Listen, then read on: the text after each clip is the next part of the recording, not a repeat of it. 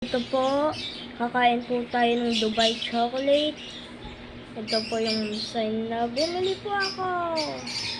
Dubai chocolate. Dubai chocolate. Dubai chocolate. Babasagin ko na po. Ito po oh. Ito po oh. Kagat na po tayo.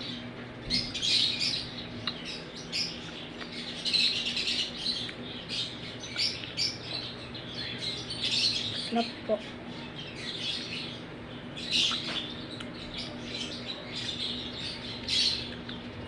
Masarap po siya. 78 pesos lang po to. Pumunta po kayong Facebook. May nag-send po dun ng 78 pesos na Dubai chocolate.